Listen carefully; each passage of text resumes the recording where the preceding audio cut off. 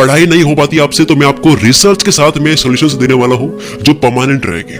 Motivation यहाँ नहीं मिलेगा, वो आप सुनोगे, पढ़ाई करोगे, फिर से एनर्जी आपकी लो हो जाएगी। मैं आपको देने वाला हूँ परमानेंट सॉल्यूशन, एक्चुअल सॉल्यूशंस, कि कैसे एक स्टूडेंट 100% कंसंट्रेशन के साथ में पढ़ाई कर सके, बिना फोकस टूटे, वो भी लगातार, बिना बोर हुए, बिना बीच में उठे। तो चलो बिना लंबी बात करें, सॉल्यूशंस पर टूट पड़ता है। देखो, मैं जो भी सॉल्यूशंस बताऊं तो पहले से अज्यूम मत करना कि ये तो मुझे पहले से पता है, ये तो मैंने सुन रखा है, क्योंकि मैं रिसर्च के साथ में जो भरोसा दिलाने वाला हूँ, इससे आपके दिमाग को एक ट्रस्ट हो जाएगा कि ये बात सही है। उसकी वजह से होगा क्या कि आपका ब्रेन ऑटोमेटिकली आपको कन्विंस कर देगा पढ़ाई करने के लिए कि ये बात सच है, ये ऐसा होता है। तो हो सकता है कि 20% 30% आपको बातें ऑलरेडी पता हो, पर 70-80% तो नया लेकर जाओगे ना इस वीडियो से। सबसे पहले मोबाइल की बात कर लेते हैं, फिर बाकी की बात करते हैं। स्टडी करते टाइम डिस्ट्रैक्शंस पैदा करने में सबसे मेन रोल अगर किसी चीज का है तो वो है मोबाइल फोन। पढ़ाई करते टाइम अगर कोई चीज है जो हमारी प्रोडक्टिविटी को कम करती है तो वो है मोबाइल या टैबलेट। इनकी अंदर जो सोशल मीडिया की एप्लीकेशंस होती है, जो उनके नोटिफिकेशंस आते हैं, उनकी वजह से हम बहुत डिस्ट्रैक्ट होते हैं।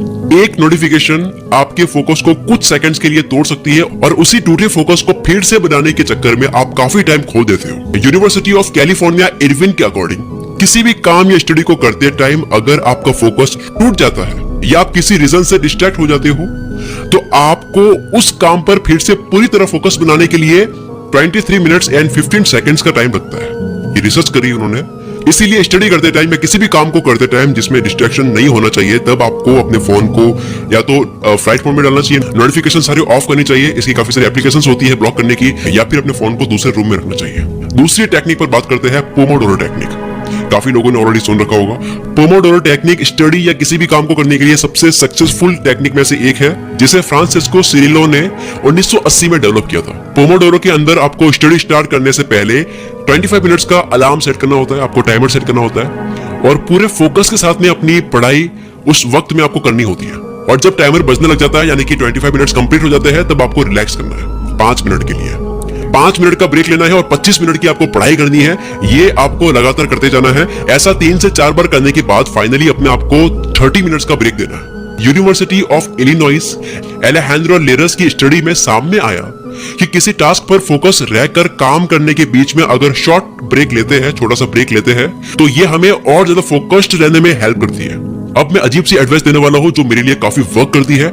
आपको क्या करना है, आपको वेब कैम या मोबाइल के कैमरे को ऑन करना है और उसके सामने पढ़ना है। आपको अपने आप को स्टडी करते टाइम कैमरा या वेब कैम से रिकॉर्ड करने से अकाउंटेबिलिटी इंक्रीज होती है, क्योंकि उस काम को करते टाइम जब भी आप डिस्ट्रैक्ट होते हो तो सबसे पहली चीज आपके दिमाग में यह आती है कि मुझ पे नजर रखी जा रही है, मैं रिकॉर्ड हो रहा हूं। तो आप वो रिकॉर्डिंग खराब नहीं करोगे और इस वजह से आपका फोकस बढ़ जाएगा। जैसे अगर मैं अभी रिकॉर्ड कर रहा हूं, मेरा माइक ऑन है, क्योंकि अब रिकॉर्डिंग ऑन है, तो मैं बीच में डिस्ट्रैक्ट हो ही नहीं सकता। चाहे मेरे फोन में कोई भी नोटिफिकेशन आ रहा हो, कॉल आ रहा हो, या फिर मुझे कोई बुला रहा हो, कुछ भी हो जाए, मेरा फोकस मुझे बनाना है रिकॉर्डिंग के अंदर। तो जब कोई भी रिकॉर्ड हो रहा होता है तो हमारे ब्रेन में मैसेज जाता है कि अरे ये तो रिकॉर्ड हो रहा है, रिकॉर्डिंग खराब हो जाएगी। एक बार अब ये करके देखो, सीरियसली इट्स वर्किंग। अब मैं वो एडवाइस दे रहा हूँ जो 7वीं से अपने टीचर्स को मैं देता आया हूँ, वो है सीखने के लिए पढ़ो, मार्क्स के लिए मत पढ़ो। अगर आप सॉफ्टवेयर इंजीनियरिंग कर रहे हो तो आपके दिमाग में ये होना चाहिए कि मुझे आगे जाकर के सॉफ्टवेयर बनाना है, और सॉफ्टवेयर बनाने के लिए जो भी कोडिंग लैंग्वेजेस है वो मुझे सीखनी होगी। आपके दिमाग में ये नहीं चलना चाहिए कि मुझे केवल मार्क्स लाना है। जब आपको वजह मिल जाती है पढ़ने की, तो ऑटोमेटिकली आपके अंदर से आता है कि मुझे पढ़ना है। फॉर एग्जांपल, जब मैं 10th में था तब मैं HTML मुझे कोई कह नहीं रहा था कि पढ़ना है, लेकिन मैं खुद से पढ़ रहा था। डैनियल वोंग, जो हैप्पी स्टूडेंट नाम की बुक के ऑथर है, उन्होंने बताया कि स्टूडेंट्स अगर अपने माइंड में मेन मोटो सीखने का रखेंगे, ना कि ज्यादा ग्रेड्स लाने का, तो वो ज्यादा अच्छे से सीख पाएंगे। क्योंकि सीखते टाइम ग्रेड्स के बारे में सोचते वक्त माइंड में एक स्ट्रेस पैदा होता है, एक टेंशन पैदा होती है स्टूडेंट के माइंड में, और वो जब ग्रेड्स के बारे में ज्यादा सोचता है तो उसके दिमाग में कॉर्टिसोल हार्मोन्स रिलीज होता है, जो कि स्ट्रेस हार्मोन है, और इसी हार्मोन की वजह से एक ऐसा डर पैदा होता है कि पढ़ने का मन नहीं करता, वो घबरा जाता है, जिसकी वजह से फोकस पे बहुत ज्यादा इंपैक्ट पड़ता है और वो एग्जाम से पहले पढ़ नहीं पाता है।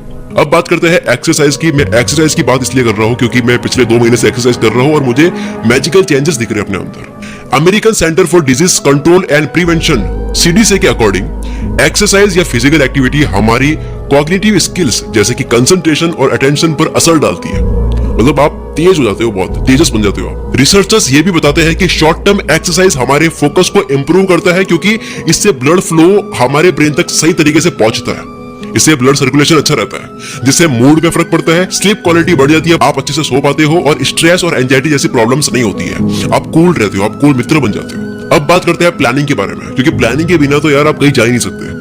प्लान बनाने का मतलब ये नहीं है कि मैं कल से साइंस पढ़ूंगा, मैं परसों मैथ्स पढ़ूंगा। स्टडी के प्लानिंग को हमेशा थोड़ा डिटेल में प्लान करो। फॉर एग्जांपल कि आज या कल मैं 35 या 30 पेजेस में इस समरी के पढ़ूंगा, इस किताब के पढ़ूंगा, इस सब्जेक्ट के बारे में पढ़ूंगा। ये क्यों करना है, मतलब ये हमें क्यों करना है, ये हमें टारगेट क्यों बनाना है, हमें प्लानिंग क्यों करनी है। इससे होता यह है कि जब आप ये प्लान बनाने के बाद में उसको अचीव कर लेते हो, जब आपने बनाया कि मुझे 30 पेजेस पढ़ने हैं या फिर आपको एक लेसन पढ़ना है, तो वो अचीव होने के बाद में आपको सेंस ऑफ अचीवमेंट मिलता है। आपको एक फील आती है कि यार मैंने कर दिया। आपकी विल पावर बढ़ जाती है अगली पढ़ाई के लिए।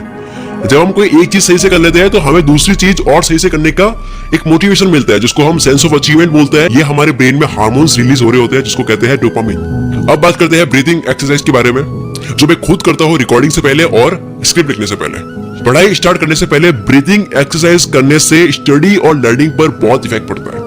Trinity college institute of neuroscience ने एक स्टडी में बताया है कि ब्रीथिंग एक्सरसाइज करने से बॉडी में नॉरेड्रेनालिन का प्रोडक्शन काफी मात्रा में बढ़ता है, जो कि एक न्यूरोट्रांसमीटर है जो कंसंट्रेशन को बढ़ाता है। और ये भी बताया है कि ब्रीथिंग और स्टेबल माइंड के बीच में बहुत गहरा कनेक्शन होता है। अब बात करते हैं स्टडी कहाँ आपको करनी चाहिए। कई लोग होते हैं जो बेड पे लेटे हुए पढ़ाई करते हैं और ये मानते हैं कि मैं कूल हूं, मैं पढ़ाई कर सकता हूँ। लेकिन इससे होता क्या है कि जब आप लेटे हुए होते हो तब आपकी बॉडी जो है वो आपके ब्रेन को सिग्नल देती है कि आप रिलैक्स मोड में हो, आपको एक्टिव होने की जरूरत नहीं है। जब आप चलते हो तो आपकी बॉडी आपके ब्रेन को संकेत देती है कि आप अब रिलैक्स नहीं हो। तो इसी तरह से जैसा आप रिएक्ट करते हो बॉडी को, जैसा आप मोड़ते हो, जो भी करते हो, वैसा आपका सिग्नल जाता है ब्रेन को। सो कंसंट्रेशन को बढ़ाने के लिए आपको एकदम अच्छे तरीके से बैठ के पढ़ाई करनी होगी। जैसे अभी मैं एक्टिवली बोल पा रहा हूँ क्योंकि मैं अपनी कमर सीधी करके बोल रहा हूँ। अगर मैं खुद लूज होता, मैं खुद आलसियों की तरह बैठा होता, पड़ा होता, तो शायद मेरी आवाज में भी एनर्जी नहीं होती। तो आपकी बॉडी का जो पोस्चर होता है उससे सिग्नल जाता है आपके ब्रेन को, और वैसा ही आप रिएक्ट करते हो, वैसे आपका दिमाग काम करता है। उसके बाद में सबसे आखिरी एडवाइस है जो मेरी अब तक की सबसे बेस्ट एवर एडवाइस रही है, और इसी एडवाइस की वजह से मेरी जिंदगी बदली है, वो है लिसन म्यूजिक। अभी मैं रिकॉर्डिंग कर रहा हूँ, मैं म्यूजिक सुन रहा हूँ। इससे पहले स्क्रिप्ट लिखी थी तब भी म्यूजिक सुना था। म्यूजिक मेरी जिंदगी का बहुत बड़ा पार्ट है। जब मैं एक्सरसाइज करता हूँ तब मैं म्यूजिक सुनता हूँ। जब मुझे सुबह उठने में दिक्कत होती है तब भी मैं म्यूजिक सुनता हूँ। तो आप क्या कर सकते हो, आप क्लासिकल म्यूजिक जो होते हैं आपको यूट्यूब पे मिल जाएंगे बहुत सारे। तो क्लासिकल म्यूजिक हमारे फोकस को एक जगह रखने में काफी हेल्प करते हैं। डॉक्टर मार्शा गोडकिन, जो कि नॉर्थ सेंट्रल यूनिवर्सिटी के प्रोफेसर है, उन्होंने एक रिसर्च में बताया कि क्लासिकल म्यूजिक हमारे ब्रेन को बीटा ब्रेन वेव स्टेट से डीपर अल्फा स्टेट में ले जाता है। अब इससे होता यह है कि इससे माइंड का ज्यादा हिस्सा काम करने लग जाता है, आपकी मेमोरी इंप्रूव हो जाती है। तभी तो आप कई बार होता है कि सॉन्ग सुनते हो, कुछ भी सुन लेते हो, आपको याद आना शुरू हो जाता है कुछ भी। तो ऐसे म्यूजिक आपको यूट्यूब पे फ्री में मिल जाएगा काफी वैसे।